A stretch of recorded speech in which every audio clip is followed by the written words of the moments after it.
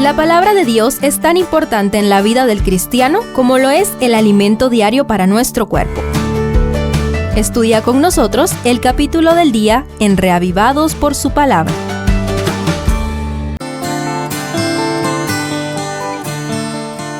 Lucas 20 lleva la controversia de los fariseos contra Jesús a un confrontamiento en el templo. Esta vez vamos a invertir el orden lógico y a enfocarnos en las palabras de Jesús para comprender, primero, la conclusión. El relato apunta hacia dos mensajes para los dos grupos más importantes presentes.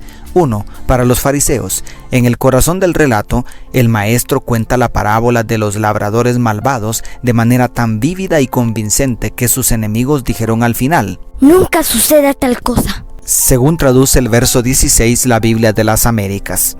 Justo en ese momento cumbre, Jesucristo les dice: «¿Qué pues es lo que está escrito? La piedra que desecharon los edificadores ha venido a ser cabeza de ángulo. Todo aquel que caiga sobre aquella piedra será quebrantado, pero quien sobre ella caiga lo desmenuzará».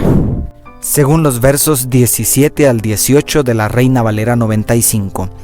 Sus palabras eran la medicina perfecta para la llaga de aquellos corazones. Pero en lugar de arrepentirse, procuraban echarle mano porque comprendieron que contra ellos había dicho esta parábola. Como dice el verso 19. ¿Y nosotros qué hubiéramos hecho? 2. Para los discípulos. Al final del capítulo, Jesús advierte a sus discípulos delante de todos: «Guardaos de los escribas», según el verso 46, denunciando el orgullo e hipocresía de los líderes religiosos y señalando su justa retribución en la última declaración del verso 47. «Estos recibirán mayor condenación». Es posible que los 12 todavía no estuvieran listos para tal revelación, pues los escribas y fariseos eran muy admirados en la sociedad por su celo religioso. Pero tanto aquellos discípulos como nosotros necesitamos ser libres de la levadura farisea, ¿no crees? Segundo, las respuestas. En medio del relato, Jesús responde a dos cuestionamientos por parte de unos espías que simulaban ser justos a fin de sorprenderlo en alguna palabra. Como dice el verso 20, enviados por los mismos líderes religiosos.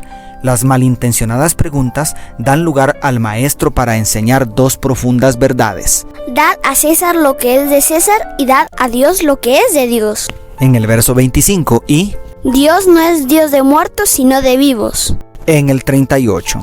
Sus respuestas fueron tan contundentes que algunos de los escribas dijeron: «Maestro, bien has dicho», y no osaron preguntarle nada más. Como dicen los versos 39 y 40.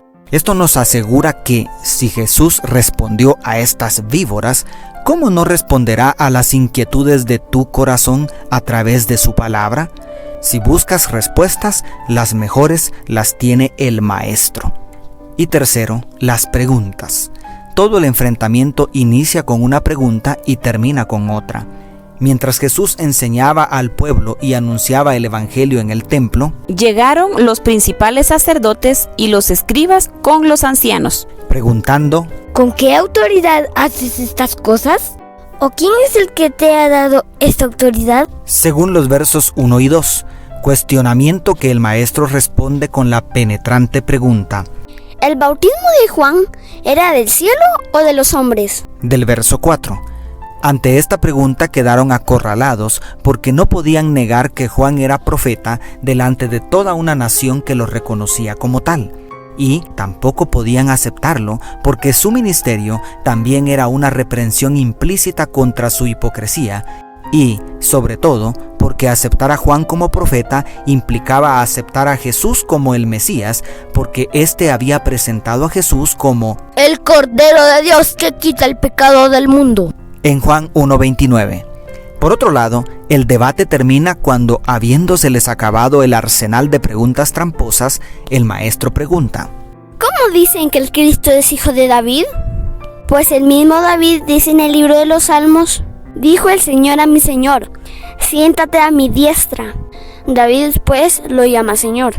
¿Cómo entonces es su hijo?». Según los versos 41 al 44.